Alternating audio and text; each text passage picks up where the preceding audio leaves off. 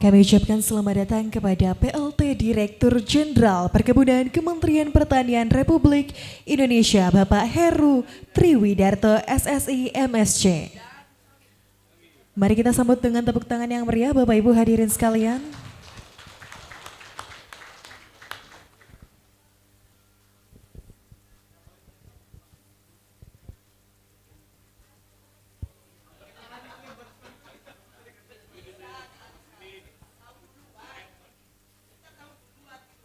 Pengawas IPOS.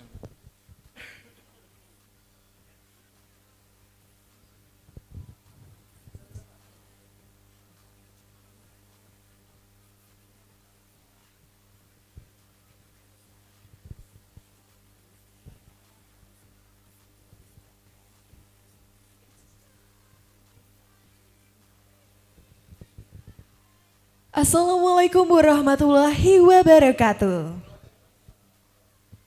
Shalom, Om Swastiastu, Namo Buddhaya, salam kebajikan, dan salam sejahtera untuk kita semua. Hadirin yang berbahagia, kami ucapkan selamat datang di acara Dialog Profesional Sawit Indonesia dengan mengusung tema Sinergi Profesional Sawit dalam menciptakan renewable energi berkelanjutan guna menopang revolusi hilirisasi kelapa sawit Indonesia. Mari berikan tepuk tangan yang meriah Bapak Ibu hadirin sekalian. Dan perkenalkan saya Berlian yang akan memandu jalannya acara pada hari ini. Yang terhormat Dewan Pengawas IPOS Bapak Sofyan Jalil. Yang kami hormati PLT Direktur Jenderal Perkebunan Kementerian Pertanian Republik Indonesia. Yang kami hormati Direktur Tanaman Kelapa Sawit dan Aneka Palma. Badan Pengelola Dana Perkebunan Kelapa Sawit. Dewan Pakar, Dewan Pengawas dan juga Dewan Pembina HIPKASI. Yang kami hormati pula Ketua Umum GPPI.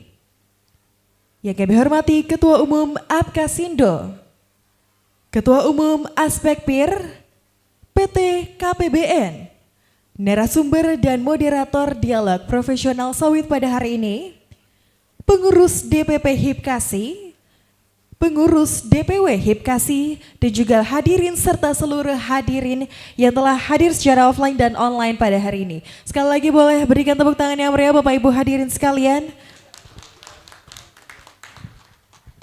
Bapak Ibu hadirin sekalian yang berbahagia, Himpunan Profesional Kelapa Sawit Indonesia atau HIPKASI adalah sebuah perkumpulan yang dibentuk sebagai wadah bagi para profesional yang bekerja pada industri kelapa sawit di Indonesia.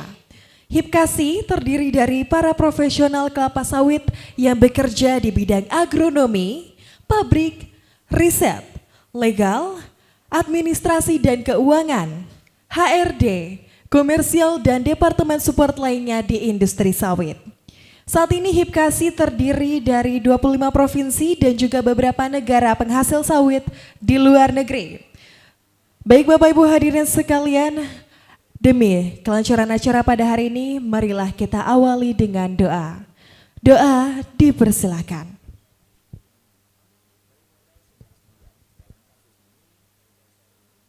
Berdoa dicukupkan. Acara selanjutnya menyanyikan lagu Indonesia Raya. Hadirin dimohon berdiri.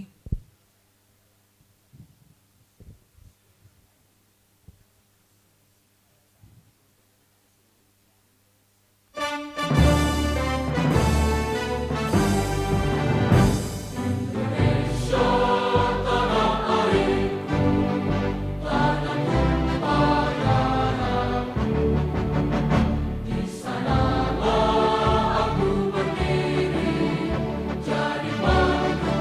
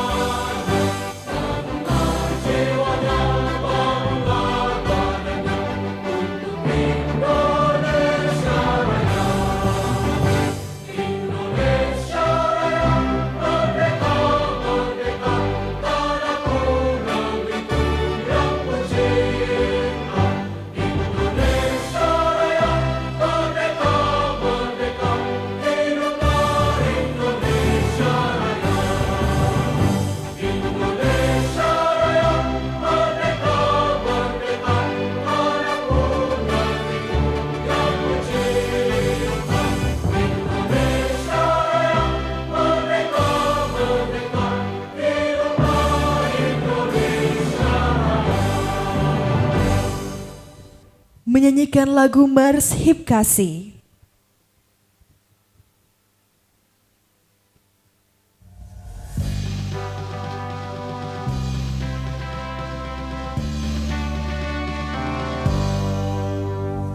Dengan semangat kebersamaan, kami melangkah penuh keyakinan, profesional dan berdedikasi, membangun sawit yang berkelanjutan.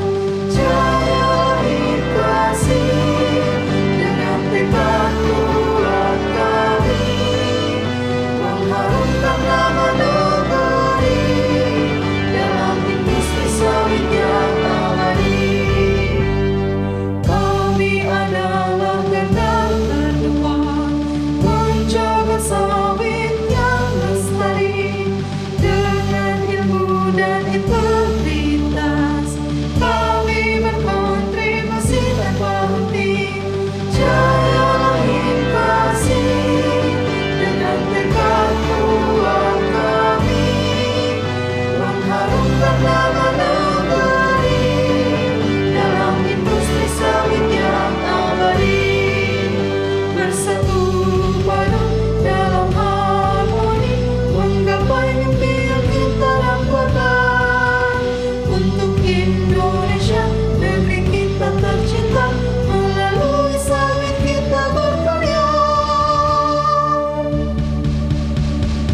Jaya kasih dengan tekad kuat kami, mengharumkan nama negeri dalam industri sawit yang abadi.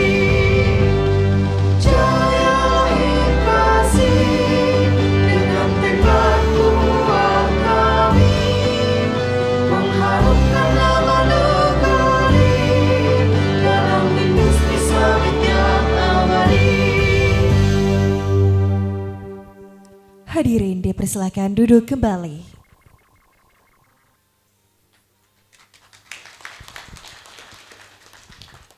Acara selanjutnya, pengukuhan pengurus pusat dan pengurus wilayah Himpunan Profesional Kelapa Sawit Indonesia. Kepada yang terhormat Bapak M. Syarif Rafinda sebagai Ketua Umum, Bapak Darussalam sebagai Ketua Harian, Bapak M. Gema Ali Zaputra sebagai Sekretaris Jenderal beserta jajaran pengurus pusat dan pengurus wilayah Hipkasi diharapkan maju ke depan.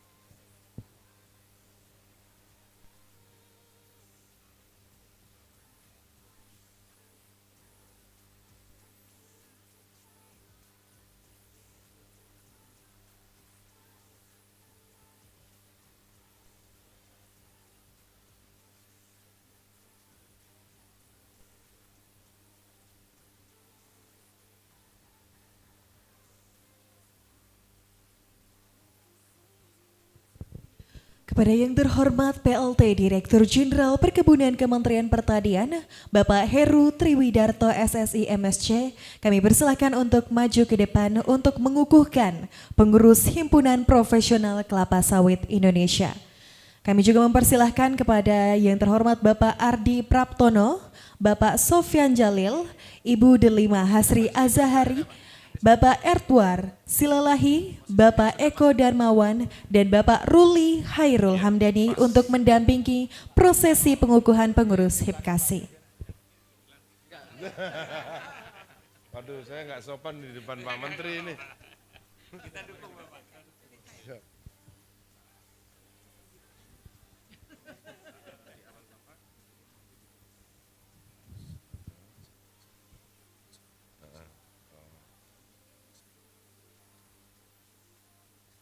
Baik. Bismillahirrahmanirrahim. Assalamualaikum warahmatullahi wabarakatuh. Salam sejahtera bagi kita semua. Om Swastiastu, Namo Buddhaya, salam kebajikan. Hadirin yang terhormat, dengan rasa syukur yang mendalam kepada Tuhan Yang Maha Esa, pada hari ini kita berkumpul untuk melaksanakan pengukuhan pengurus pusat dan wilayah Himpunan Profesional Kelapa Sawit Indonesia dalam kurung HIPKASI periode 2024 sampai dengan 2029. Marilah kita mulai acara ini dengan penuh semangat dan harapan untuk kemajuan industri kelapa sawit Indonesia. Apakah saudara-saudari siap untuk dikukuhkan sebagai pengurus pusat dan wilayah Himpunan Profesional Kelapa Sawit Indonesia? Saya ulang ya. Apakah saudara-saudari siap untuk dikukuhkan sebagai pengurus pusat dan wilayah Himpunan Profesional Kelapa Sawit Indonesia? Ikuti kata-kata saya berikut ini.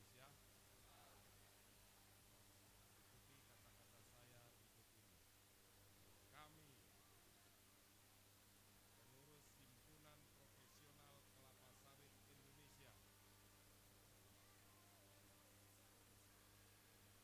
Indonesia, berikrar dengan nama Tuhan Yang Maha Esa, kami yang dilantik sebagai Dewan Pengurus Pusat dan Dewan Pengurus Wilayah Himpunan Profesional Kelapa Sawit Indonesia, berikrar. Satu, kami berjanji akan menjalankan amanah yang diberikan dengan penuh tanggung jawab, integritas dan dedikasi demi kemajuan organisasi dan keberlanjutan industri kelapa sawit Indonesia. Dua, kami berkomitmen untuk menjunjung tinggi visi dan misi Himpunan Profesional Kelapa Sawit Indonesia serta mengabdikan diri untuk meningkatkan kompetensi, profesionalisme dan kesejahteraan para pelaku industri kelapa sawit. Tiga, kami akan bersikap adil, transparan dan akuntabel dalam setiap keputusan dan tindakan, serta mengutamakan kepentingan bersama di atas kepentingan pribadi atau golongan. Kami akan berkolaborasi dengan pemerintah, masyarakat dan pemangku kepentingan lainnya guna mendukung program swasembada pangan dan energi serta mewujudkan industri kelapa sawit yang berkelanjutan dan berdaya saing global. 5. Kami berjanji akan menjaga nama baik organisasi, membangun solidaritas di antara anggota, dan berkontribusi nyata bagi pembangunan bangsa dan negara Indonesia.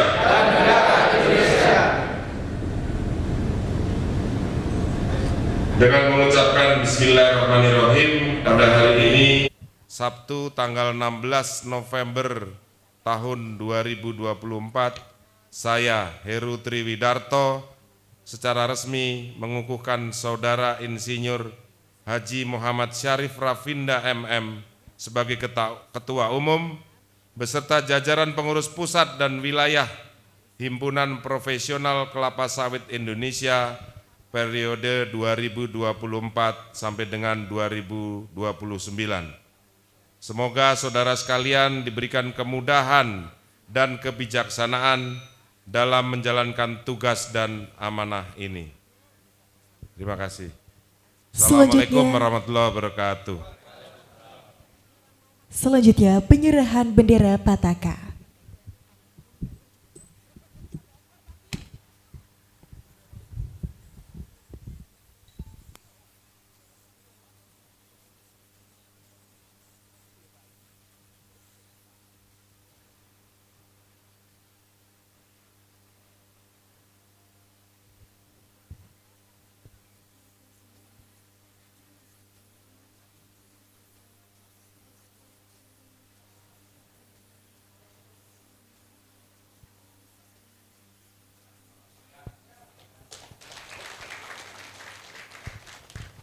Sekali lagi kita berikan tepuk tangan yang meriah atas pengukuhan pengurus HIPKASI. Dan Bapak Ibu dilanjutkan dengan sesi foto bersama.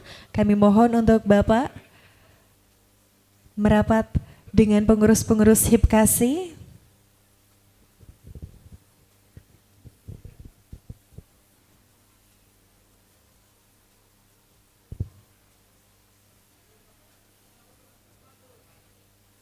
Izin saya pandu gaya formal terlebih dahulu dalam hitungan ke-3, 2, 1. Sekali lagi, 3, 2, 1. Mungkin boleh gaya bebas Bapak?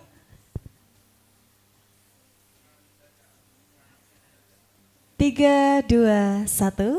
Sekali lagi 3, 2, 1. Dan sesi foto selanjutnya akan bersama-sama dengan tamu hadirin. Jadi kami persilahkan kepada Bapak Ibu hadirin sekalian untuk kembali ke tempat. Dan kita akan bersama-sama menghadap panggung.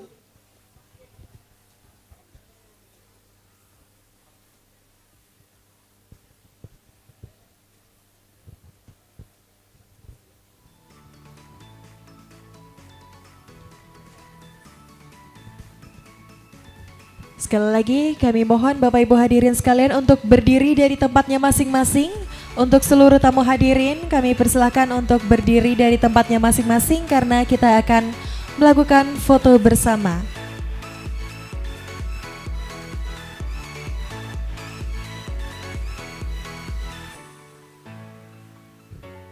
Baik, izin saya pandu dalam hitungan ke-3, 2, 1. Sekali lagi. 3, 2, 1. Luar biasa. Sekali lagi boleh berikan tepuk tangan yang meriah Bapak Ibu hadirin sekalian. Semoga kepengurusan yang baru ini dapat membawa HIPKASI lebih maju dan juga jaya. Terima kasih, kami persilakan kepada Bapak Ibu untuk duduk kembali.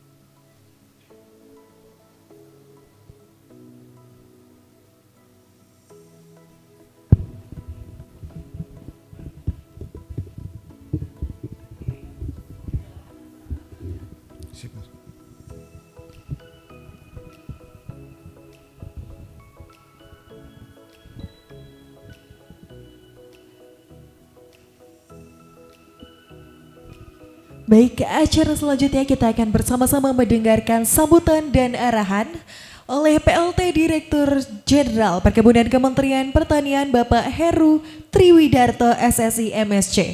Kepada Bapak Heru Triwidarto kami persilahkan.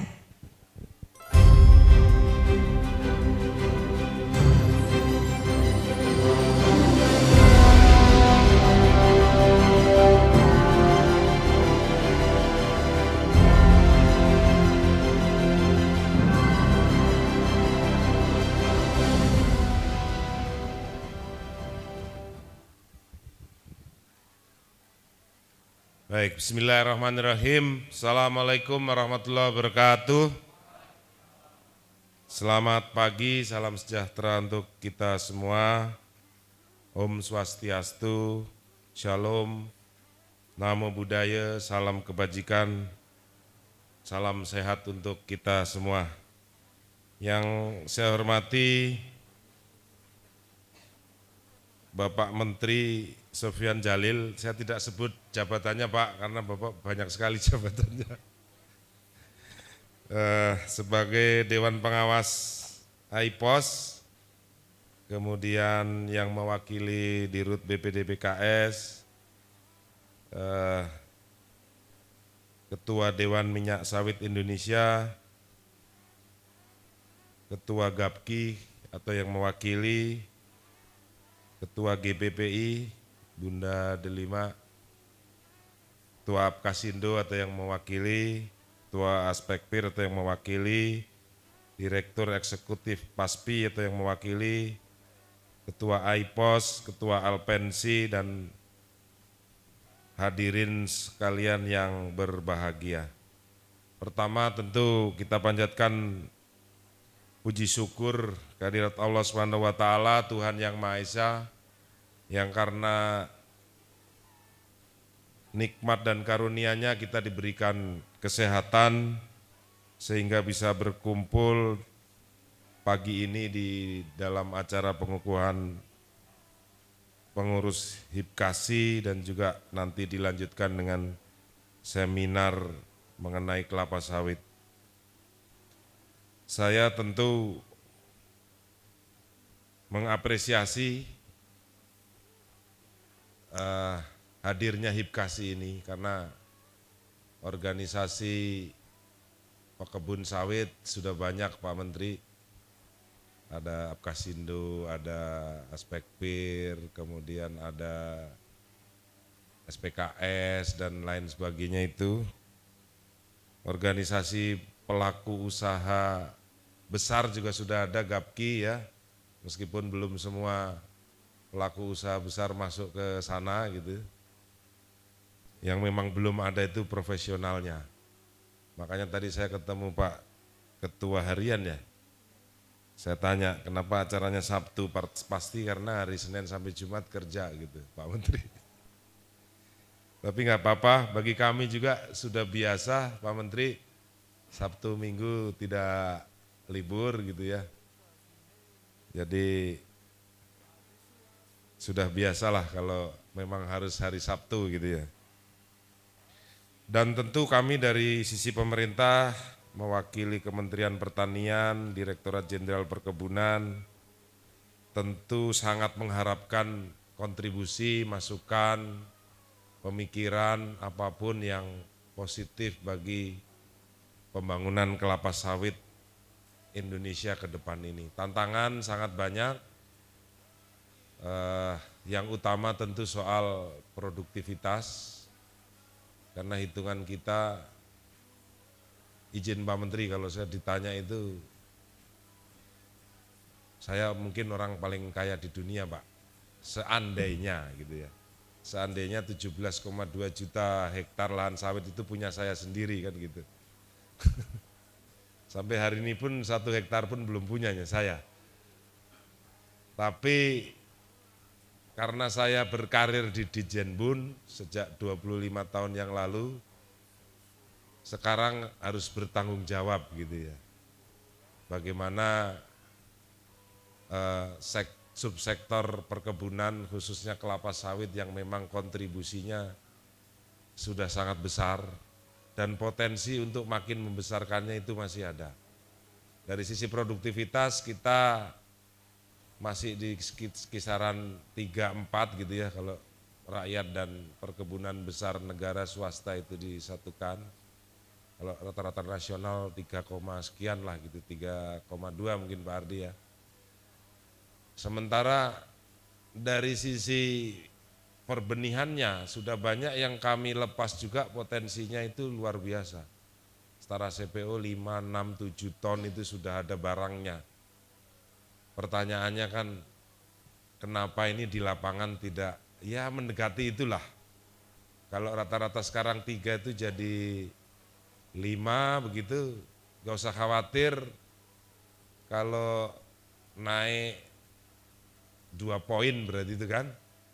2 poin kalau kali 17,2 juta itu artinya ada tambahan 34,4 juta ton CPO kalau produktivitasnya bisa kita naikkan 2 poin. Kalau masih belum yakin turunin dikit lah 1,5 gitu ya. 1,5 ton CPO per hektar gitu. Rata-rata nasional naik segitu. Itu kan berarti sudah 17 ditambah setengahnya. Setengahnya berarti 8 lah gitu ya. Berarti sudah 25 juta ton. Mau sampai B50 mungkin B60 juga akan cukup gitu loh. Enggak usah buka lagi lahan gitu ya. Kita kan banyak dikritik soal itu. Dulu kalau nggak salah Bunda ya pernah ada penelitian orang Belanda mengatakan kebutuhan minyak nabati dunia itu di 2050 itu kalau tanpa sawit itu memerlukan tambahan areal seluas negara Argentina.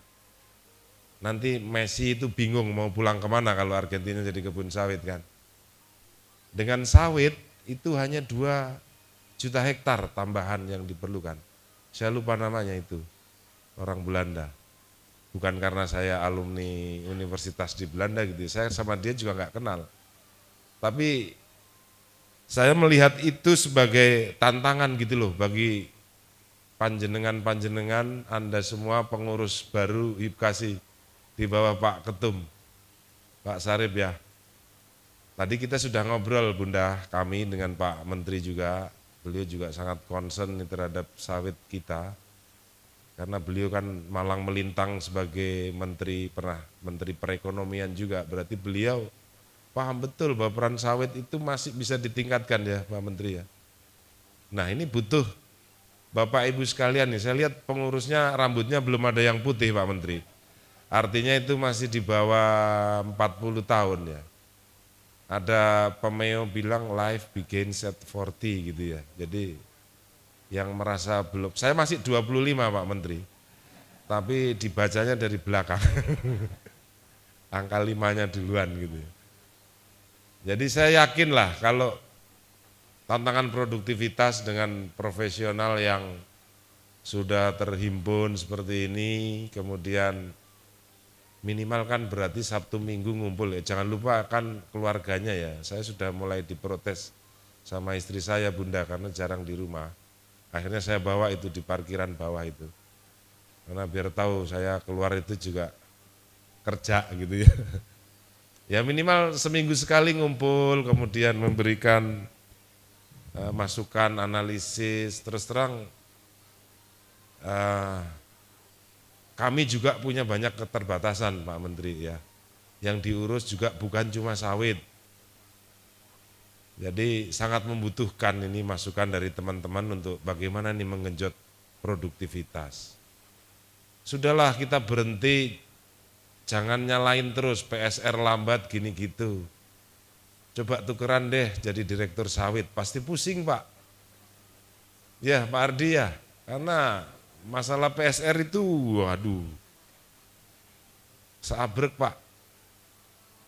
Saya tantang kemarin izin Pak Menteri, coba kalau perkebunan negara dan swasta itu, nanti akan saya sampai di situ Pak. Kemarin stakeholder tebu sudah saya kumpulkan, PG-PG itu izin Pak Menteri, karena selama ini ganti kepemimpinan itu target swasembada gula itu selalu mundur 5 tahun Pak Menteri. Nah kemarin saya mencoba bikin terobosan, semua PG saya hadirkan, saya suruh tanda tangan komitmen produksi masing-masing PG-nya untuk 2025 dan seterusnya sampai 2028. Saya patok di angka 3,4, dapatnya itu 3,3, alhamdulillah. Karena konsumsi sekarang turun ke 2,9 juta ton Pak Menteri. Jadi harusnya kalau komitmen itu dijaga, tahun depan pun nyampe, karena trennya sekarang luas areal tanam tebu itu 3 tahun terakhir naik Pak Menteri. Saya justru khawatir nanti lahannya rebutan dengan komoditas yang lain. Karena Jawa Timur itu sendiri yang sudah kami petakan lahan sawah kepake 60.000 untuk tebu gitu ya, belum untuk tembakau dan lainnya. Nah saya juga mau sampai ke sana, izin Pak Menteri nanti mungkin Pak Ardi akan memanggil semua pimpinan perusahaan suruh teken komitmen naik 1 ton aja setara CPO gitu ya. Ya jangan hanya nanti kalau ada masalah minta tolong ke kami gitu ya. Kami ada masalah nggak mau nolong, masalahnya cuma menaikkan produktivitas saja gitu loh. Ternyata Pak Menteri kemarin di rapat Dewas BPD PKS diakui oleh Pak Joko lah sebagai wakil teman-teman Gapki itu. Replanting di kebun swasta, itu juga tidak mudah ternyata. Faktor yang namanya eman-eman itu juga ada loh. Kalau petani sawit mungkin kita paham lah, eman-eman masih ada buahnya, sayang kalau direplanting kami makan apa gitu. Nah, ya kalau di kebun swasta juga masih begitu, berarti kan pelakunya anggota dan pengurus Hipkasi ini semua ya. Tolonglah itu disuarakan di dalam masing-masing entitasnya gitu ya. Ayolah dukung pemerintah, kewajiban replanting itu tidak hanya rakyat. Rakyat sudahlah dapat 100.000 hektar per tahun itu sudah paling jago. Saya pernah jadi direktur izin Pak Menteri. Sampai sekarang itu masih angka tertinggi, 92.000 setahun. Sekarang mau 70.000 tahun ini itu Pak Ardi nanti berat badannya turun 20 kilo kayaknya itu Pak Menteri. Karena saya push terus. Saya dididik Pak Sekjen, Pak Kasdi itu waktu beliau dirjen itu begitu Pak. Jam 6 itu tiba-tiba disuruh, kamu gabung ikut kunker. Kirain kunkernya deket-deket sini Pak. Jam 6 itu kunkernya di Karawang sana Pak yang udah mau deketan. Jadi bisa dibayangkan lah. Jadi mohon maaf Mas Ardi ya, bukan saya cerewet tapi untuk kebaikan Mas Ardi sendiri. Karena beliau Pak Menteri sudah ditunjuk jadi Direktur Jenderal Padigogo. Langsung itu SK-nya dari Pak Menteri langsung diucapkan di depan saya. Nah sekalian saya titip ini karena tadi saya membaca ikrarnya itu Pak, ada kata-kata swasembada pangan dan energi. Nah saya sebagai anak buah Pak Menteri yang baik, saya harus menyampaikan pesan beliau. Beliau memerintahkan ke kami setara kebun sawit 500.000 hektar atau kalau dikonversi dengan monokultur padi gogo 300.000 itu diminta untuk intercropping dengan tanaman pangan, padi gogo dan garis miring jagung ya. Nah, tolong karena Anda panjenengan sudah berikrar tadi ada kata-kata itu disaksikan malaikat ya Pak Menteri ya. Jadi kalau tidak membantu kami dalam hal itu, dosanya monggo ditanggung sendiri ya. Saya sudah kewajiban menyampaikan sudah saya sampaikan. Nanti benihnya untuk padi gogo sudah disediakan oleh Direktorat Jenderal Tanaman Pangan. Berikut dengan herbisidanya kalau diperlukan. Nah kemarin sejak Senin Pak Ardi, Pak Mula, Pak Tulus itu ngelembur untuk mendata gitu ya Pak, anggota Gapki berapa, Apkasindo berapa, nanti yang binaan Hipkasi Mas Ardi tolong ditagih juga sama Pak Ketum. Nah berapa kontribusinya? Karena beliau minta 300.000. Saya itu kalau sebenarnya dikasih target kan Pak Direktur Jenderal Padigogo ini Pak Ardi. Saya cuma membantu beliau Pak. Jadi kalau nggak berhasil itu kasihan itu loh Pak Direktur itu. Ya tolong dibantu itu. Jadi memang arah kebijakan Presiden terpilih sekarang kan swasembada pangan dan energi ya Bapak Ibu sekalian. Nah kami juga mohon Hipkasi ikut berkontribusi minimal memberi masukan lah kepada kami. Soal bagaimana meningkatkan produktivitas itu. Karena dari SDM sudah membuat hitungan Pak Menteri, kalau untuk ke biodiesel B60 dengan rata-rata produktivitas 3 ton setara CPO per hektar, itu butuh lahan 2,3 juta hektar. Pak Ardi sudah memetakan, itu ternyata juga nggak bisa ngumpul di satu tempat gitu ya Pak Ardi ya, malah belum selesai ya tim dari Bu Ani ya. Jadi sulit Pak sekarang cari lahan itu segitu. Yang paling memungkinkan adalah mungkin ekstensifikasi natural gitu ya. Kalau arahan Pak Menteri terakhir ke kami sebenarnya silahkan nanti Pak Wamen, beliau menyampaikan ke Pak Wamen SDM itu, yang ekstensifikasi itu biarkanlah berjalan natural gitu ya. Nah kewajiban kita Pak, nge-push yang existing ini, yang 17,2 juta. Di peta tutupan lahan sawit kami terakhir itu 17,2. Jadi mungkin kalau HIPKASI skopnya kan PBS dan PBN ya. Karena kecuali memang ada koperasinya terus pada punya kebun sendiri, biasanya karyawan kebun kan punya kebun gitu ya. Kecuali karyawan Direktorat Jenderal Perkebunan itu jarang yang punya kebun Pak. Nah, kontribusinya di mana itu dalam meningkatkan dua hal itu tadi ya, pangan dan energi. Pak Menteri sudah memberikan arahan ke kami 300.000 untuk tusip padi gogo dan tentu menaikkan protas di kebun sawit itu sendiri dalam rangka untuk kemandirian energi di masa yang akan datang. Kita tahu bahwa memang kebijakan itu untuk B35 juga sudah sangat banyak menghemat devisa gitu ya, dan mudah-mudahan dengan kebijakan bioenergi B50 dan seterusnya itu nanti tahun depan sudah mulai B40, kemudian terus nanti akan melangkah ke B50. Berdasarkan arahan ke kami dari Pak Menteri itu nanti kita kurang lebih akan menggunakan model seperti Brazil begitu ya. Dengan tebunya, kalau gulanya mahal, corong produksinya itu ke kiri gula. Kalau gula turun, bioetanol naik, corong produksinya ke kanan, ke bioetanol gitu. Seharusnya Indonesia bisa karena sawit kita paling luas. Hanya saja memang tantangannya banyak.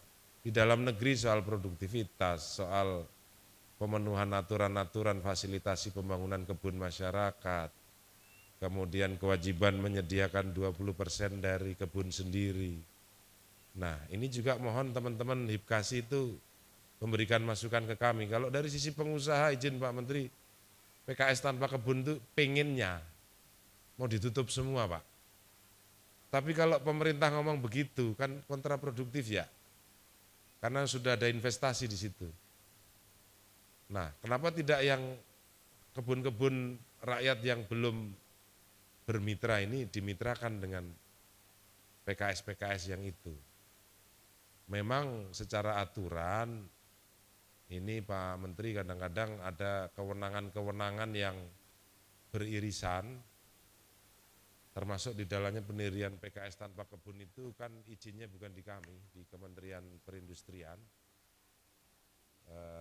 dan itu menyulitkan juga, sama miripnya dengan Permen Perin 10 terkait pabrik gula, itu juga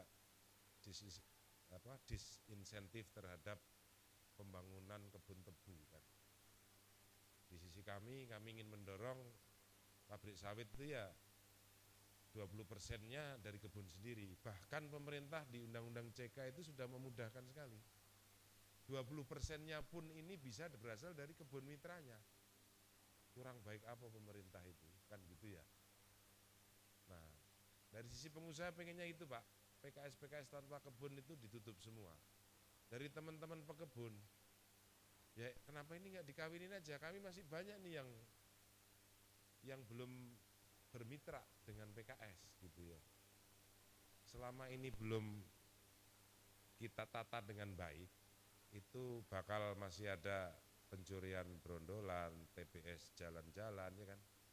Dia akan melihat mana PKS yang harganya lebih tinggi. Nah, kami sudah mencoba mengatur nanti di revisi Permentan 01 2018 tentang TBS itu, PKS akan diwajibkan membeli kebun hanya dari mitranya sendiri. Dilarang membeli TBS dari kebun yang non mitranya. Karena selama ini yang bikin kisruh itu, akhirnya muncul dualisme harga. Harga mitra, harga swadaya. Nanti kalau itu sudah diundangkan, kemarin kami sudah diminta untuk parab, berarti sudah di meja Pak Menteri itu. Nanti yang ada hanya harga mitra. Mau dia judulnya mitra plasma, mitra swadaya, semuanya itu mitra. Karena teman-teman di Bekasi mungkin juga memahami ya, bahwa pembangunan perkebunan itu dari dulu nafasnya kemitraan Pak. Makanya ada dulu inti dan plasma. Perusahaan harus kaya, harus sejahtera, harus cuan, harus untung, karyawannya juga harus gajinya cukup lah gitu, memakmurkan pegawainya, tapi juga membawa kemakmuran bagi pekebun-pekebun di sekitarnya, masyarakat sekitarnya. Makanya ada fasilitasi pembangunan kebun masyarakat. Sekarang keluhannya, sekarang lahan sudah nggak ada Pak, kata teman-teman pengusaha ini. Pemerintah pun sudah memudahkan dengan adanya Permentan 18 2021 tentang fasilitasi pembangunan kebun masyarakat. Bahwa kewajiban itu boleh dalam bentuk usaha produktif lainnya. Nanti dihitung dari nilai optimum produksinya. Yang menetapkan, yang membahas nanti dengan pelaku usahanya, pemberi izinnya, kemudian atas dasar itu kami menetapkan berapa nilai optimum produksi yang harus dikonversi sebagai ganti kewajiban membangun kebun. Nah, sekarang sudah mulai Pak Menteri izin, beberapa provinsi sudah mulai itu, dan masyarakat sekitar juga sudah mulai sumringah gitu ya, selama ini belum dipenuhi. Sekarang sudah mulai. Jadi pemerintah itu sudah sangat fasilitatif gitu ya. Tadinya Anda harus bangun kebun, sekarang lahannya sudah nggak ada, ya dikonversi dong. Nilai optimumnya berapa rupiah itu dibicarakan dengan penerimanya nanti, CPCL-nya ataupun mitranya itulah. Nah di situ kewajiban pemberi izin Pak Bupati, Pak Gubernur nanti, bahwa FPKMS yang model seperti itu harus ditetapkan, diawasi oleh pemerintah daerah. Jadi sebenarnya dari sisi regulasi itu sudah sangat bagus lah menurut kami. Meskipun kami tidak menutup kemungkinan untuk menerima masukan dari stakeholder manapun. Aturan-aturan yang kami terbitkan selalu melalui proses yang demokratis. Karena ada public hearing beberapa kali, kemudian nanti harmonisasi dengan kementerian lembaga terkait. Kalaupun masih ada dirasa kurang, monggo Pak disampaikan. Bapak Ibu sekalian, kami sangat terbuka gitu ya. Karena sebenarnya pemerintah itu kan tidak boleh dolim, tidak boleh berat sebelah gitu ya, harus berdiri di tengah-tengah. Meskipun kadang-kadang belum tentu bisa membuat semua orang happy gitu ya, wajar lah. Kalau mau happy semua, segera ke surga di atas sana, di sana paling happy Pak. Apapun permintaan Anda, kalau amalnya baik ya pasti diterima. Tapi kalau di dunia ini, yang penting kan ada kompromi yang seharusnya diterima oleh semua pihak. Karena tidak mungkin bisa semuanya terpenuhi. Tapi ya jangan kemudian tidak balance gitu ya. Karena khususnya industri sawit itu kan tidak hanya swasta saja. Di situ ada negara, di situ ada pekebun rakyat gitu ya. Niat pemerintah adalah bagaimana perputaran ekonomi di kebun-kebun itu bisa membawa kesejahteraan kepada masyarakat khalayak di sekitarnya juga. Dan bukti-bukti nyata itu sebenarnya sudah ada. Kita lihat desa-desa, kampung-kampung yang ada sawitnya dan pengusahanya peduli, insya Allah pasti lebih makmur, Pak. Petani sawit kalau lebih harga TBS lagi kayak gini, disuruh nanam padi, Pak, setengah mati, Pak. Ya kan? Nah, sekarang pula disuruh nanam padi gogo, nah, itu tugas beratnya Pak Dirjen Padi Gogo beserta timnya itu. Pak Mula, Pak Tulus dan kawan-kawannya itu. Nah, mungkin tantangan-tantangan lainnya soal keberlanjutan ya. Eropa itu konsumsinya kan sedikit ya, sekitar 2 juta ton CPO per tahun kan ekspor kita ke sana itu. Tapi berisiknya minta ampun. Saya pernah tinggal di sana 2 tahun ya. Sebenarnya kalau masyarakat biasa itu ya bahasa Jawanya itu semana gitu ya. Orang sana itu ya kalau ketemu menyapa baik semua gitu. Tapi dari sisi kebijakan kan ketat gitu ya. Ya karena mereka punya minyak nabati juga Pak, mereka juga punya petani. Itulah bentuk dalam tanda kutip proteksi mereka terhadap petani-petani itu gitu. Tapi yang berisik ini kan bisa mempengaruhi yang lain Pak. Nah ini tugas beratnya Hibkasi ini gimana nih supaya misalnya membantu kami nih supaya ISPO berterima gitu ya Bunda ya. Kemudian bagaimana juga terkait traceability misalnya membantu kami dalam STDB untuk kebun-kebun sawit. Hanya karena 2 juta ini kita sebenarnya ya repot gitu, tapi harus tetap kita kerjakan Pak. Karena pemerintah juga sebenarnya punya komitmen bahwa tidak hanya sawit, pembangunan apapun asasnya adalah keberlanjutan kan begitu. Tidak hanya dari sisi lingkungan, tapi juga dari sisi ekonomi.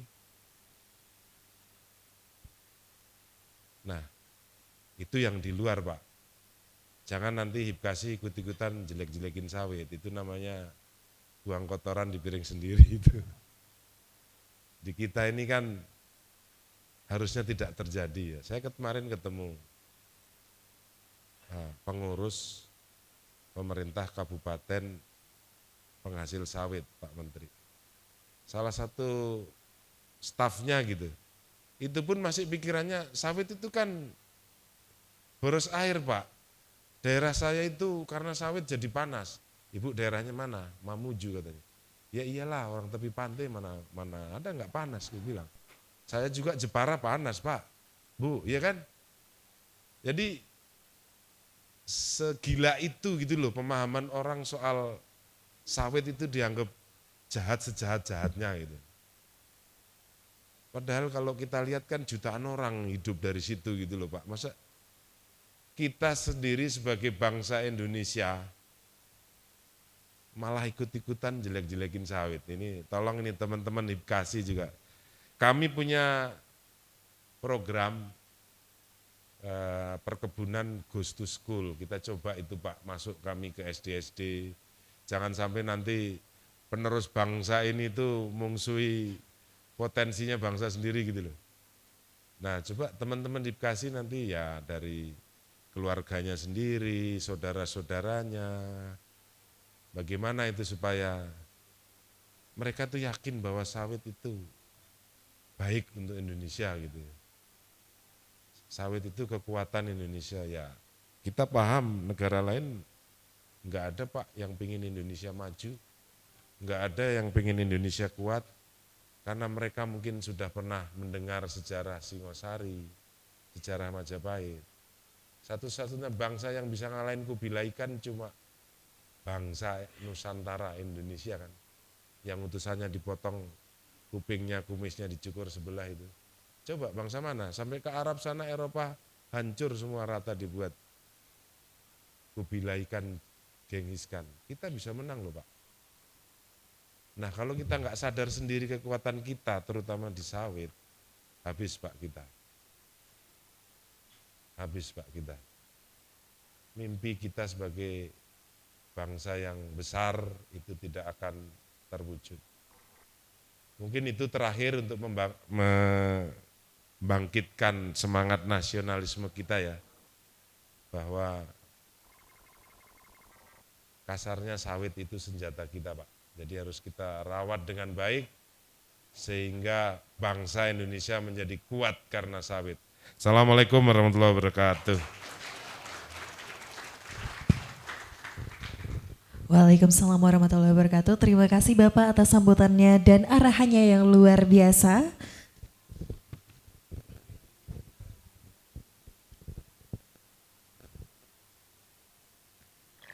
Dan selanjutnya kita akan bersama-sama mendengarkan sambutan oleh Ketua Umum DPP HIPKASI kepada yang terhormat Bapak M. Syarif Rafinda. Kami persilakan. Mari kita sambut dengan tepuk tangan yang meriah Bapak Ibu.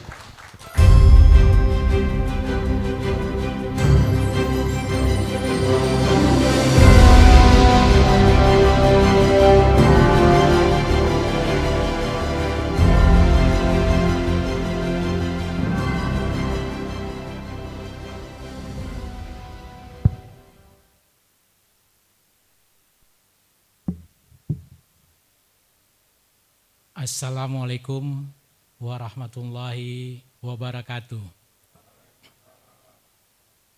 Salam sejahtera bagi kita semua. Om Swastiastu, Namo Buddhaya, salam kebajikan. Yang terhormat Bapak Sofyan Djalil, Dewan Pengawas IPOS, dan Menteri beberapa jabatan menteri lain sebelumnya. Kemudian yang saya hormati PLT Direktur Jenderal Perkebunan Kementerian Pertanian, Bapak Heru Triwidiarto, Direktur Tanaman Kelapa Sawit dan Aneka Palma, Bapak Ardi, Ketua Umum GPPI, Bunda, kami manggilnya Bunda ya Bunda ya. Bunda.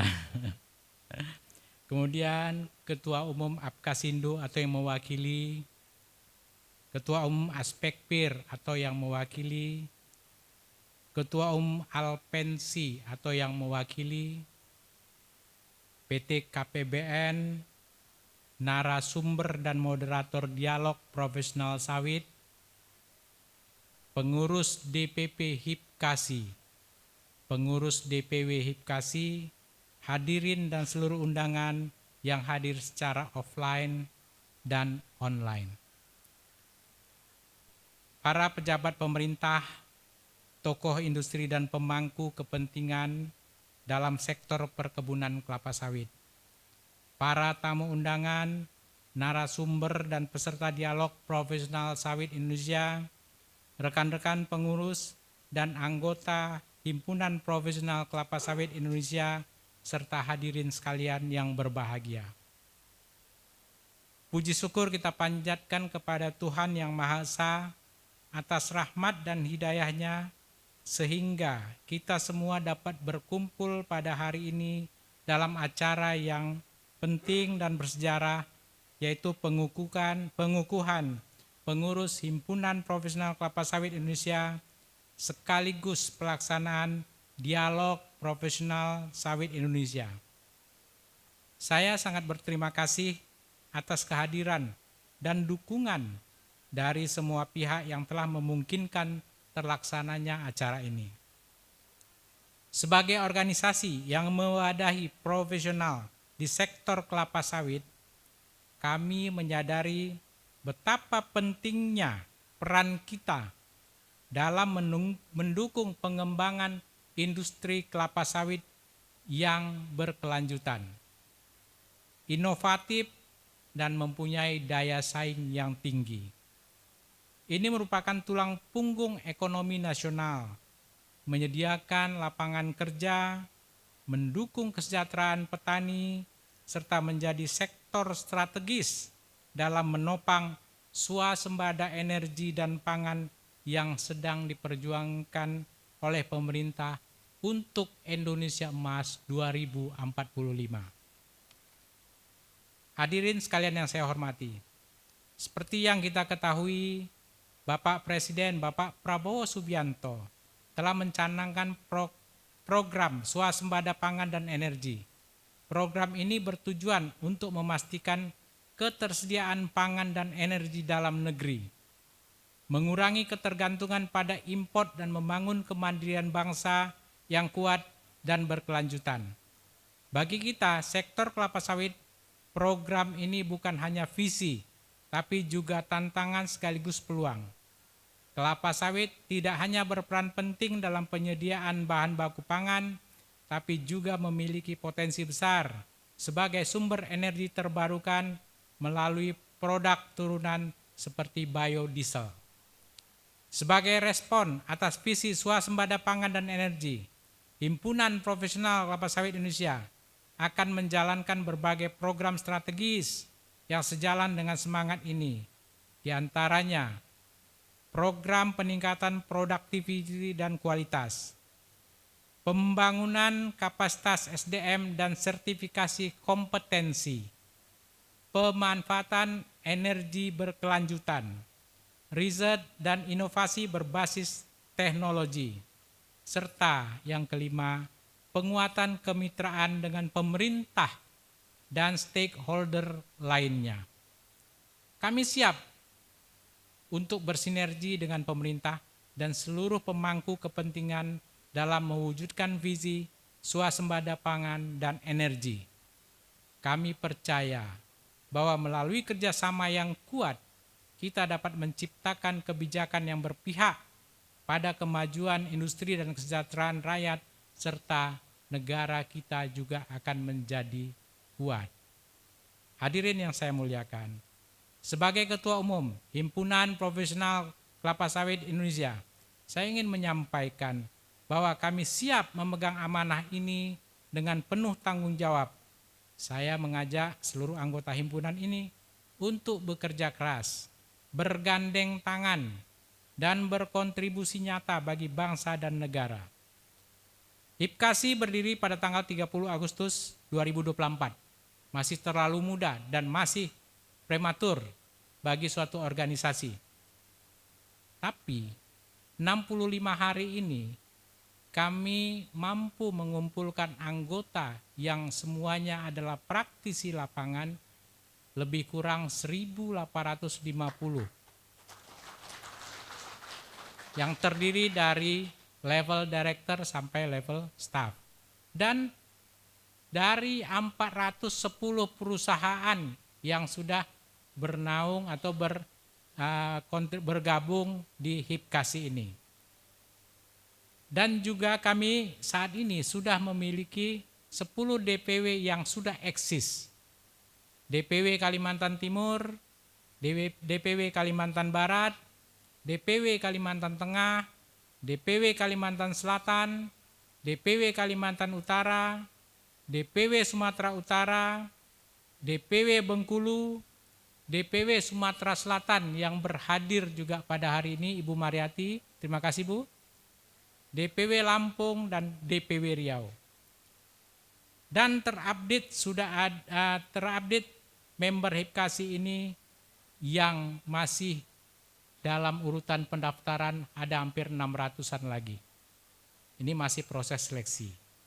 Semoga kami harapkan perkumpulan ini menjadi wadah yang produktif, inspiratif, dan memberikan manfaat luas bagi seluruh anggota serta masyarakat Indonesia.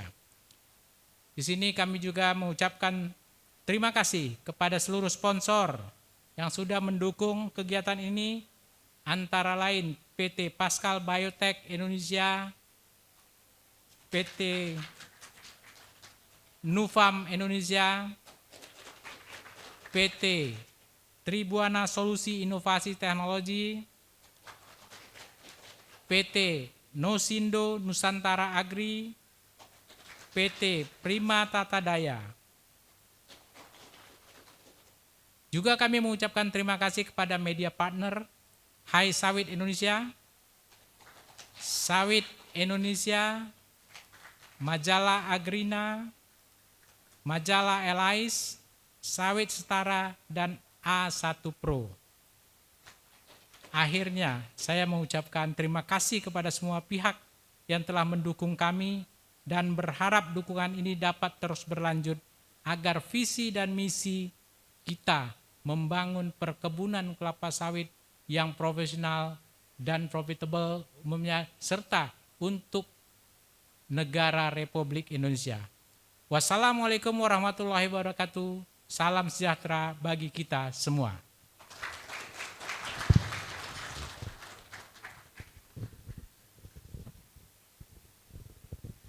Baik, terima kasih Bapak M. Syarif Rafinda selaku Ketua Umum DPP HIPKASI.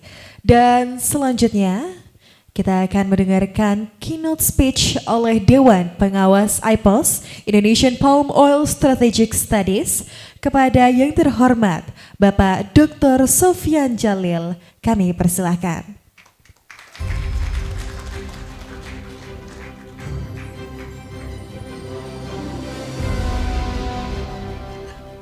Selamat pagi Bapak dan Ibu sekalian, Pak Dirjen, Pak Direktur, Pak Ketua Umum, Ibu Bunda Delima, ini beliau, ini bunda kita semua. Saya udah kenal beliau waktu masih saya research, beliau sudah direktur long time ago. Ya, tapi kita masih sama muda Pak ya, Bu ya, pada zaman itu. Saya juga sekarang masih muda juga, umur saya baru 40 lebih Pak. Saya pernah mengucapkan selamat kepada HIPKASI. Tadinya waktu diceritakan oleh Dimas akan dibikin organisasi ini, saya suka bercanda. Saya pikir mau bikin partai baru nih, gitu ya. Karena, tapi setelah ngomong tadi di ruangan sana, saya merasakan dan melihat bahwa ini peran ini bagus sekali, ya, yang akan perankan itu akan menjadi salah satu soko guru dalam rangka meningkatkan dan menjaga industri sawit ini. Industri sawit, terima kasih. Selamat Bapak dan Ibu sekalian. Ya. Industri sawit ini potensi sekali, ya, dan telah memberikan kontribusi luar biasa. Tapi tantangannya luar biasa juga. Saya sangat terpengaruh dengan analisis Pak Darmin, ya, bahwa kita pernah punya bermacam komoditi yang pernah hebat. Dulu bahkan Indonesia ini merdeka gara-gara komoditi cengkeh, ya, cengkeh dan pala yang mengattract Portugis, Spanyol, Belanda. Akhirnya Indonesia menjadi bagian dari koloni Belanda. Karena bagian koloni Belanda, waktu kita merdeka kita klaim Republik Indonesia adalah semua mantan koloni Belanda. Maka Malaysia, jajahan Inggris, Timur Leste sekarang jajahan Portugis tidak masuk. Nah, tapi Sabang sampai Merauke ada. Jadi gara-gara cengkeh kita menjadi bersaudara. Coba kalau bayangkan nggak ada cengkeh, ya kita nggak pernah bersaudara. Saya mungkin jadi anggota warga negara sebuah republik kecil barangkali di sana, gitu kan. Kemudian Bapak Heru barangkali menjadi Republik Jawa, ya. Jadi Belanda telah bersaudara gara-gara komoditi cengkeh, ya. Kemudian kita pernah Jaya Tebu. Itu konglomerat pertama di Asia adalah konglomerat tebu Indonesia, namanya Wee Tiong Ham. Ya. So, konon kabarnya pada zaman sebelum perang tahun 30-an kita pernah ekspor lebih dari 2 juta ton tebu. Ya. Itu hebat sekali. Sekarang tebu seperti Pak Heru kemukakan tadi, kita impor gula sekarang 6 juta ton. Ya. 6 juta ton, bahkan untuk yang pangan aja nggak cukup. Belum lagi gula untuk industri. Ya, jadi tinggal sejarah. Kemudian kita pernah jaya dalam kebun teh. Itu kota Bandung, itu dibangun oleh industri teh. Sekarang teh itu nggak ada prospek lagi. Saya waktu Menteri BUMN, saya ingat dulu PTP yang paling menderita ada PTP 8. Karena produksi utamanya adalah teh. Harga teh waktu itu sekitar $1,8 per kilo. Ya. Hari ini harganya juga masih seperti itu. Ya. Jadi teh tidak, pada waktu saya Menteri BUMN tahun 2007 PTP 8 dan PTP yang paling menderita. Ya. Nah, sekarang masih juga menderita karena komoditinya teh. Dan lebih bahaya lagi sekarang karena teh tidak prospektif lagi, tidak ada harga, masyarakat mulai cabut kebun teh. Ada praktek sekarang teh diganti dengan tomat. dengan kentang. Itu bahaya sekali terhadap lingkungan. Karena teh itu aja menjadi salah satu konservasi, akarnya dalam dan lain-lain. Kalau diubah dengan kentang begitu hujan itu terjadi erosi luar biasa. Ya. Kemudian saya dengar sekarang ada siapa yang wacanakan, oh nanti kita ubah kebun teh menjadi pelihara sapi. Saya khawatir dalam segi tertentu benar bisa kita pelihara sapi karena darah dingin. Tapi kalau tehnya dicabut, maka saya nggak bayangkan sumber daya air nanti di Indonesia. Ya, jadi teh itu pun tinggal sejarah. Kemudian kita pernah hebat sekali di karet. Waktu perang Korea, ya itu petani karet makmur luar biasa. Tapi teh saya pernah berprofesi sebagai pekerja pabrik keram rubber waktu masih muda dulu. Jadi saya ini background pengalamannya banyak. Pernah kerja di pabrik keram rubber selama 2 tahun, ya di Aceh sana. Nah, waktu itu harga karet itu sekitar $2 per kilogram. Hari ini juga tidak jauh beda dengan itu, bahkan lebih rendah. Akibat daripada disaingi oleh syarat sintetis. Ya. Oleh sebab itu Bapak Ibu sekalian, the whole commodity itu tinggal sejarah. Satu-satunya komoditi yang bisa memberikan kemakmuran rakyat, kemakmuran masyarakat, kemakmuran industri adalah sawit. Waktu saya Menteri BUMN, saya sadar PTP itu biaya produksi yang sudah begitu, harga sawitnya begini. Dan kemudian datang seorang pengusaha menunjukkan data kepada saya, produksi sawit kita sudah begini. Padahal edible oil, konsumsi demand edible oil dunia, waktu itu sekitar 170 juta ton. Tiba-tiba sawit Indonesia menonjol, menyondok. Karena luar biasa berkembangnya kebun dan juga produktivitas jauh lebih tinggi seperti Pak Heru kemukakan tadi. Oleh sebab itu, sejak saat itu berpikir bagaimana kita percepat biodiesel. Supaya membakar excess supply tadi, supaya menjaga harga. Ya. Tapi waktu saya Menteri BUMN, saya yakinkan Menko Perekonomian, Menteri Keuangan, tidak dapat respon yang cukup.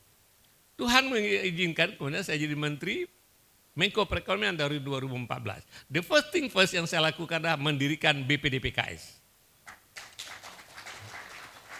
Dengan mekanisme kita waktu itu Pak Heru kita gunakan undang-undang perkebunan. Karena nggak ada undang-undang lain untuk cantolannya. Supaya kita bisa mengambil, karena harga Bapak tahu harga biodiesel lebih tinggi daripada harga diesel. Oleh sebab itu harus kita subsidi ini, sehingga masyarakat membayar dengan harga yang sama. Bagaimana subsidi? APBN nggak mungkin, maka kita ambillah dari setiap ekspor sawit, kita kenakan $50 awalnya. Ya, dengan itu bisa kita subsidi, alhamdulillah hari ini sudah hampir 14 juta ton kita bakar. Akibat kita bakar sawit ini, maka suplai sawit dunia menjadi lebih seimbang dengan demand terhadap edible oil. Maka semua negara produser sawit diuntungkan karena kebijakan BPDPKS. Salah satu yang paling menikmati adalah Malaysia. Saudara kita ini nggak apa-apa, kalau orang semua dapat manfaat nggak apa-apa. Semua produser sawit diuntungkan karena kita bisa jaga harga sawit dunia akibat Indonesia membakar biodiesel. Hari ini senang sekali lagi karena Pak Presiden mengatakan kalau perlu B100. Dia segi support politik luar biasa. Tetapi yang jadi masalah sekarang adalah produktivitas. Bahkan B50 pun ini kita harus ubah sistem. Kalau B40 Pak, ya, B40 itu akan menjadi konsumsi sekitar mungkin 15-16 juta ton. Kalau B50 itu konsumsinya itu mungkin bisa sampai berapa? 19 juta ton, 20 juta ton. Kalau ini kita lakukan tanpa peningkatan produktivitas, maka ekspor kita akan berkurang, harga internasional akan naik luar biasa, dan negara-negara yang mungkin selama ini low productivity, seperti di India sudah mulai mendorong supaya sawit ditanam di Andhra Pradesh, saya pernah pergi ke sana, produktivitas rendah sekali. Tapi kalau untuk security konsumsi minyak, mereka akan dorong itu. Jadi kalau misalnya kita terapkan B yang terlalu cepat, produktivitas nggak meningkat, maka itu akan menjadi kebijakan yang menembak kaki sendiri. We shoot our own food. Karena hari ini demand-nya dunia, kalau misalnya saya bayangkan Pak ya, kalau B40 harga sawit mungkin akan sekitar 1.100. B50 harga sawit bisa sampai dengan 1.400, 1.500 CPO. Ya. Dan itu impactnya adalah apa? Di daerah-daerah yang suboptimal akan ditanam sawit, sehingga nanti akan menjadi glut produktivitas dan masa depan akan memukul sawit kita sendiri. Oleh sebab itu Pak Heru, Pak Dirjen, kita harus berpikir, kami sudah punya rekomendasi, nanti kita minta ketemu dengan Pak Menteri, Pak Wamen, ya kan? Bahkan dengan Presiden untuk menunjukkan rekomendasi, B40 oke, tapi harus ada adjustment dalam mekanisme BPDPKS. Ya. Nah, itu tentang B40. Kalau B lebih dari 40, maka kita harus tingkatkan produktivitas. Sekarang ini produktivitas kita sekitar 50 juta ton. Tambah dengan produksi yang lain, ya apa namanya, palm kernel, mungkin 54. Ya. Masih bisa kita ekspor dengan B40 mungkin sekitar 26-28 juta ton. Ya. Tapi kalau misalnya lebih dari itu, maka yang harus kena adalah potensi ekspornya. Karena Bapak, sawit ini kan yang pertama yang nggak boleh kita kompromi minyak makan dalam negeri. Nggak boleh dikompromi. Yang kedua nggak boleh dikompromi adalah tentang produksi oleochemical. Karena itu added value besar sekali dan industri sudah ada. Kemudian kalau kita bakar program biodiesel, semakin besar biodiesel yang kita bakar, semakin kecil ekspor yang tersedia. Padahal hari ini sumbangan ekspor minyak sawit Indonesia atau produk sawit Indonesia antara 28 sampai dengan 32 miliar dolar per tahun. Itu kontribusi, itu yang mensupport rupiah kita, memberikan income kepada petani dan lain-lain.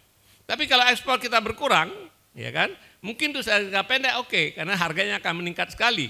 Tapi kalau meningkat sekali itu nanti daerah-daerah di Afrika, bahkan ya saya pernah datang waktu saya Menteri ATR, itu Menteri ATR, sejenis Menteri ATR lah, dari Kolombia. Di Kolombia di pedalaman itu mereka bilang lebih dari 40 juta hektar itu bisa ditanam sawit. Ya, tapi di pedalaman, di Andes, di belakang gunung Andes itu. Yang jadi masalah adalah sulitnya mereka melakukan transport. Karena pelabuhan terdekat di Atlantik itu mungkin sekitar 2000 kilo. Ya. Jadi logistik yang menjadi masalah. Masalah yang kedua adalah masalah tanah di sana. Karena tanah-tanah dulu waktu Portugis datang diklaim semua tanah itu. Sekarang jadi konflik dengan masyarakat native. Dengan orang-orang Indian. Bukan Indian, di Latin Amerika apa? Orang Inka katakanlah kalau dulu. Ya. Jadi kalau dua masalah itu bisa diselesaikan, maka mereka potensi. Kalau harga sawit terlalu tinggi, maka yang logistik yang sangat mahal itu pun bisa teratasi. Karena kompensasi dengan harga. Oleh sebab itu Pak Dirjen, kalau kita terlalu mempercepat mendorong penggunaan B lebih dari 40, saya khawatir bahwa nasib sawit juga seperti nasib komoditas yang lain. Oleh sebab itu di sini peran Pak Ketua, bagaimana kita sama-sama berpikir memberikan kontribusi secara profesional supaya produktivitas bisa meningkat. Kalau analisis kami yang pertama adalah kebun, kan Bapak sudah tahu tadi cerita kebun itu kebun PBS. PBS itu ada dua jenis juga. Pertama adalah yang telah memenuhi good agricultural practices. Saya pernah lama Komod Sokvin, kemudian advisor dan sekarang masih Komod sebuah perusahaan perkebunan yang dikelola dengan baik, ya. Itu bisa 6, bahkan ada yang 7 ton. Ya kan? Nah, bagaimana kita bisa meningkatkan ini? Tapi ini juga tidak semua. Yang perusahaan perkebunan besar yang telah menerapkan good agricultural practices, mungkin Bapak-bapak ada yang eksekutif di sana, itu sudah bisa 6 atau lebih. Kita kerjasama dulu PTP punya kebun PTP di Langkat sana. Kerjasama dengan KLK. Sekarang produk KLK itu salah satu yang paling tinggi. Ya, TBS-nya mungkin sekitar 34 ton. Ya. Nah, artinya dengan manajemen yang baik, dengan good agricultural practices, 6 ton itu bisa.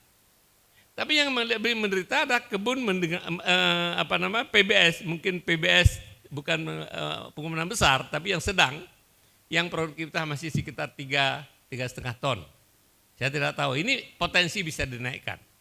Tapi masalahnya adalah mereka kesulitan keuangan, kemudian tidak ada manajemen yang terbaik, orang-orang profesional terbaik itu mungkin agak sulit direkrut ke sana. Itu tantangan. Yang paling menderita adalah sawit rakyat.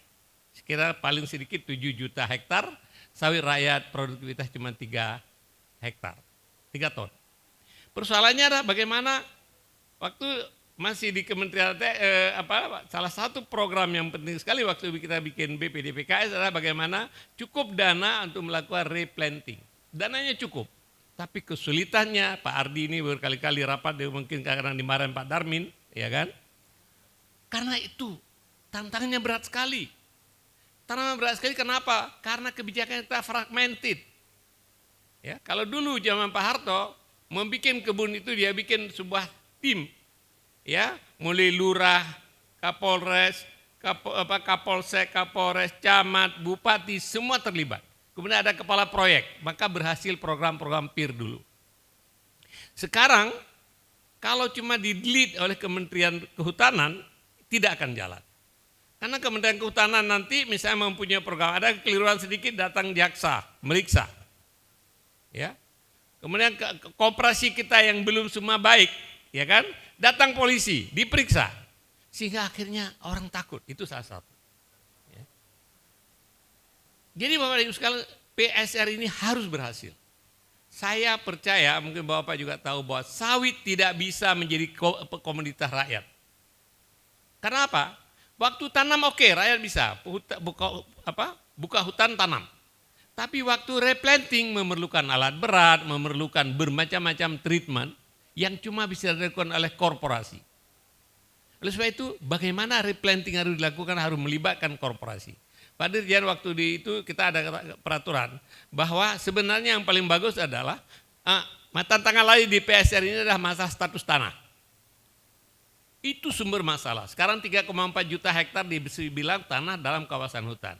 Saya termasuk arsitek yang membuat undang-undang cipta kerja untuk mengatasi masalah tersebut. Tapi unfortunately begitu PP nggak ada ngawasin, PP-nya entah kemana-mana. Itu yang menjadi masalah sekarang. Dan sekarang menjadi isu ada 300 triliun perusahaan perkebunan berutang kepada negara. Itu saya pikir angka itu adalah angka imajiner. Tidak benar. Tapi itu sudah meracuni pikiran masyarakat. Dari mana? Maka tadi ngomong Pak Dirjen penting sekali. Pak Dirjen memberikan pemahaman bahwa tidak seperti itu. Kebun 3,4 juta hektar itu given, sudah kebun. Ya, nggak mungkin itu dikembalikan lagi. Kesalahannya bukan juga kesalahan perkebunan sawit, pengusaha sawit. Karena undang-undang kita ini amburadul. Bapak tahu dulu pernah ada undang-undang otonomi daerah.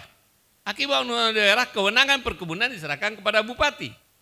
Bupati kemudian mau pilkada dibagi-bagi itu hutan. Saya dapat 100.000, Pak Heru dapat 200.000, ini dapat 60.000, ini dapat begini. Padahal kadang-kadang izin yang dikeluarkan oleh bupati lebih luas daripada seluruh hutan ada di kabupaten tersebut.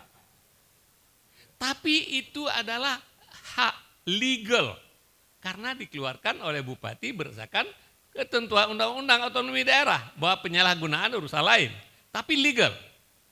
Kemudian dia minta IUP, dikeluarkan IUP. Bagi sebagian pengusaha dia tanam langsung.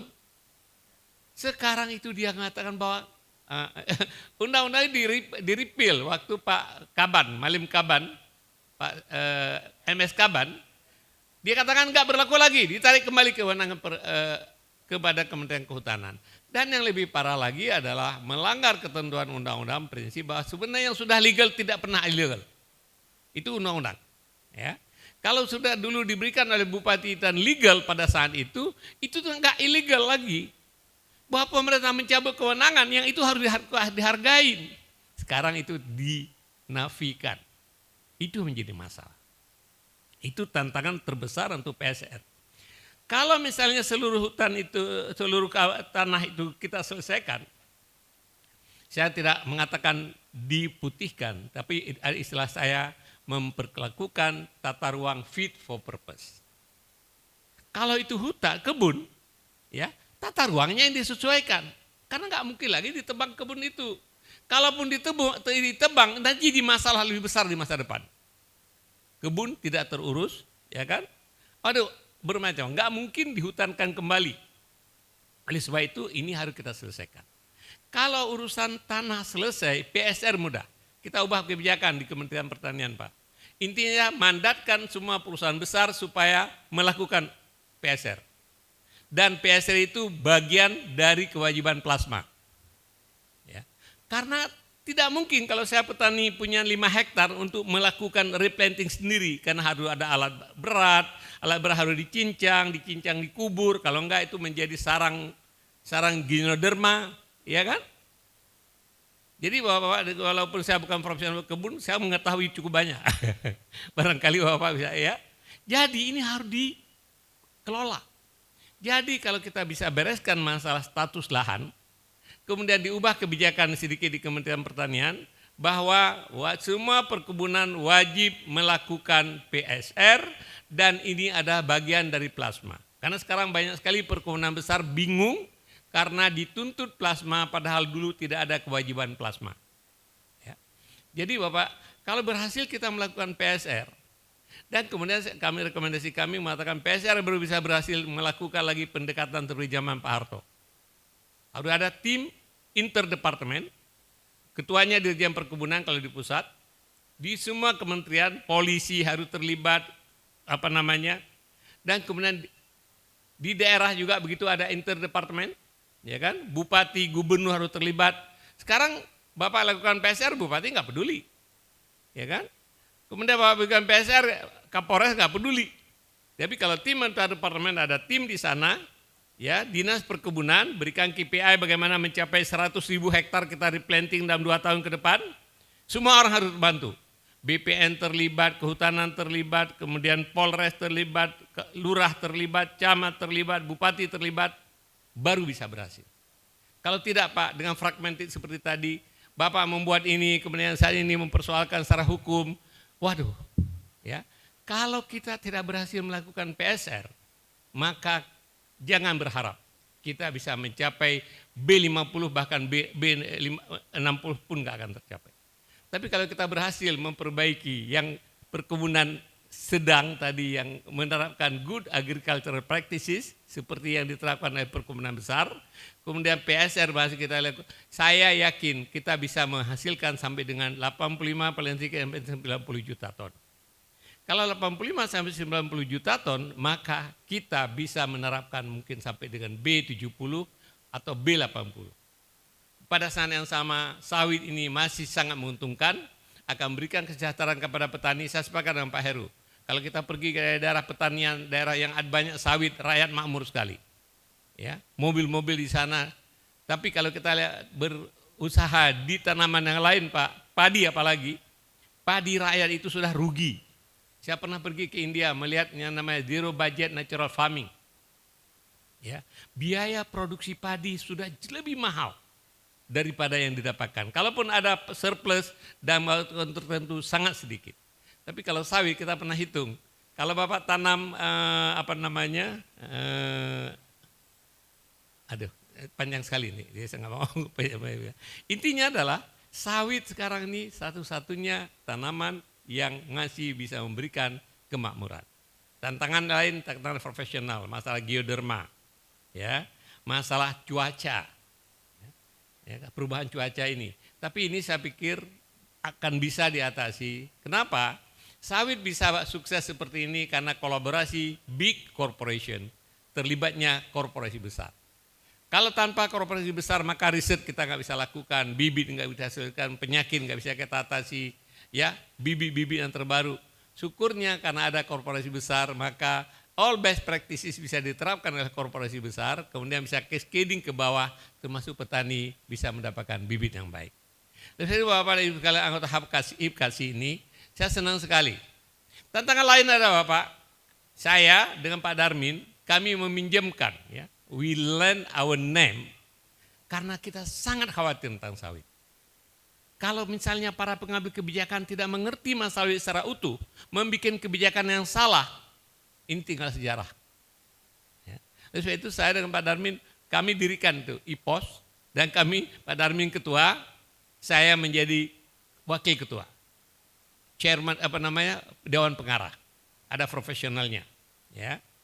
Nah, kenapa? Karena kita ingin advokasi kebijakan yang baik. Hal yang lain, masyarakat itu banyak sekali yang anti sawit.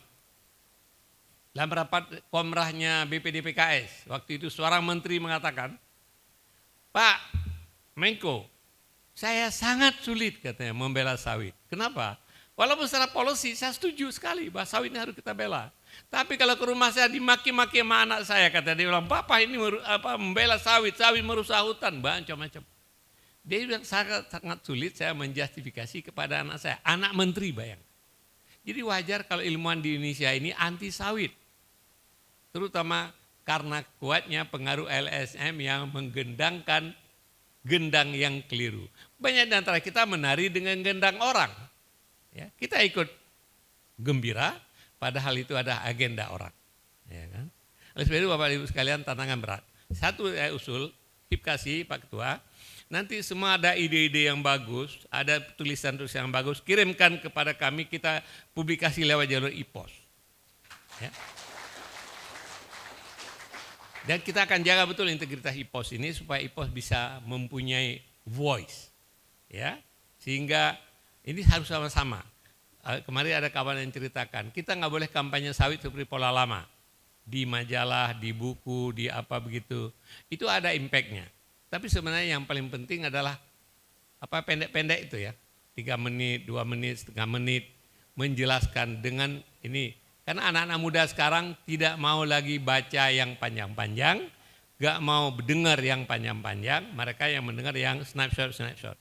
Ini program yang seperti ini yang harus kita kembangkan. Kami akan bicara di IPOS nanti. Kita harus cari anak-anak yang bisa bikin paket program, pesan yang pendek dan sampai.